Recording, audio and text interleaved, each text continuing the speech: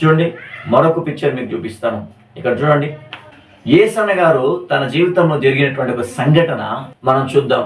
యేసన్న గారు ఒక ప్రాంతానికి సేవకి వెళ్ళి తిరిగి వస్తుండగా అక్కడ ఒక ఆవిడ, యేసన్న గారు ఇంత దూరం ఎలా వచ్చారు, మా ఇంటికి వచ్చి భోజనం చేసి వెళ్ళండి అన్న దయచేసి అని ఆవిడ చాలా బ్రతిలాడిందంట.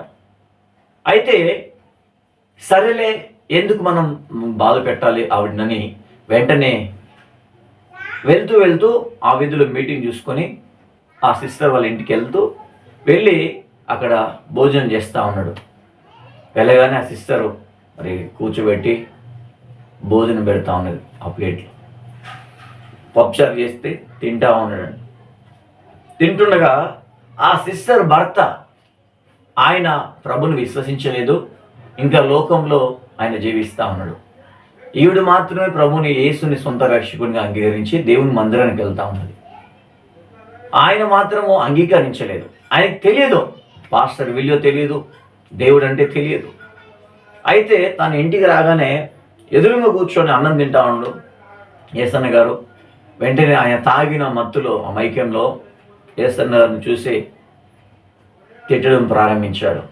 తిడుతూ, లేదా ఆ ఇంటికి ఈ ఇంటికి సంచి ఒకటి తగిలించుకొని తిరగకపోతే కష్టం చేసుకొని బ్రతకొచ్చు కదా, బుద్ధి లేదా, నువ్వు ఏం ముసలుడు అయిపోయినావా, యవనస్తుడే కదా, ఎందుకు అని ఆయన తిట్టడం ప్రారంభించాడు. తిట్టి తిట్టి తిట్టి ఆ తినే అన్నంలో ఆ ఉమ్ము ఉంచాడంట. ఉంచగానే ఆవిడ చూస్తూ ఏడుస్తూ ఉందంట, బాధపడతా ఉందంట. యేసన్న గారు ఆలోచించారంట, అయ్యో ఇప్పుడు నేను ఈ అన్నం వదిలేసిపోతే ఈమె బాధపడుతుందేమో, ఒకవేళ నేను తినకుండా వదిలేసి వెళ్ళిపోతే ఈమె బాధపడుతుంది, తర్వాత ఈయనకి ఎంత కోపమో, ఏం సేవకుడని అనుకుంటారేమోని ఒక ఆలోచన.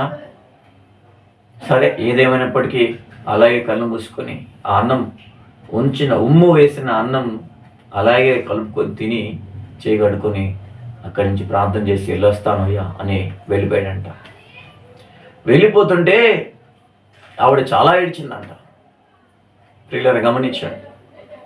ఏడ్చినప్పుడు ఆ రాత్రి ఆ తాగిన వ్యక్తి యేసన్న గారిని చూసి, ఆయన తగ్గింపును చూసి, ఆయన పరిచర్యను చూసి ఆయన ఆశ్చర్యపోతున్నట్ట. వయసులో నాకంటే చాలా చిన్నవాడు, ఎంత ఓర్పు కలిగి ఉన్నాడు, ఎంత తగ్గింపు కలిగి ఉన్నాడని ఆలోచించిందంట. ఆలోచిస్తూ ఆ రాత్రి అతనికి నిద్ర పట్టలేదంట.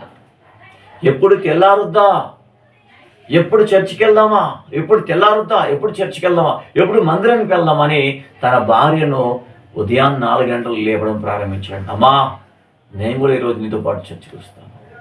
ఎంత తగ్గింపు ఆయనలో, నాకంటే వయసులో చాలా చిన్నవాడు,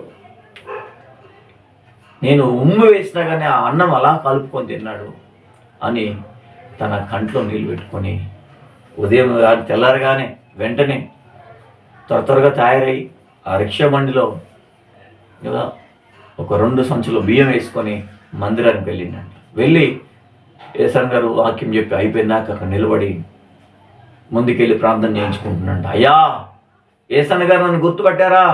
ఎవరయ్యా?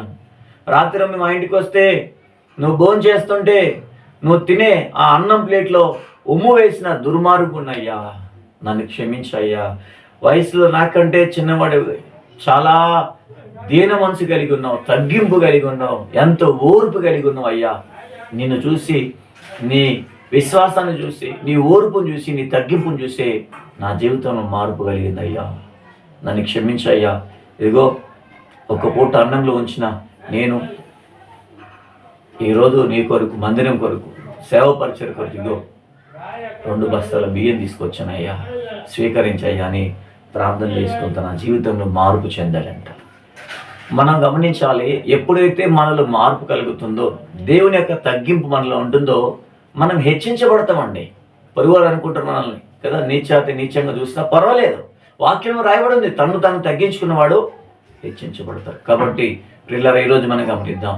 యేసన్న గారిని గమనిస్తే ఆయన జీవితంలో ఎన్నో ఘోరమైన విషయాలు అన్నిటిని ఎదుర్కొని తన జీవితంలో మరి అన్నిటిని అనుభవించి అనేక ప్రజలకు దేవుడు యేసన్న గారిని మాదిరిగా ఉంచి తీసుకున్నాడు. పిల్లరా, ఒక యేసన్న కదండి, చాలామంది దైవ సేవకులు మనం గమనిస్తే, ఒక బక్సింగర్ చూడండి, ఒక బక్సింగర్ మారు మోకాళ్ళను ప్రార్థన చేస్తాడు కదా. ఎంతోమంది సేవకులు అండి, ఒక దినకర్ గారు, ఇలా చెప్పుకుంటూ పోతే చాలామంది సేవకులు ఉన్నారు. వాళ్ళందరినీ దేవుడు గొప్పగా సేవలో వాడుకున్నాడు. కనుక ప్రియులారా, ఈ కడవరి కాలంలో ఈ మాటలు వింటున్న మీ అందరూ కూడా దేవుడు వాడుకోవాలంటే ఫస్ట్ మనలో తగ్గింపు అనేది రావాలి.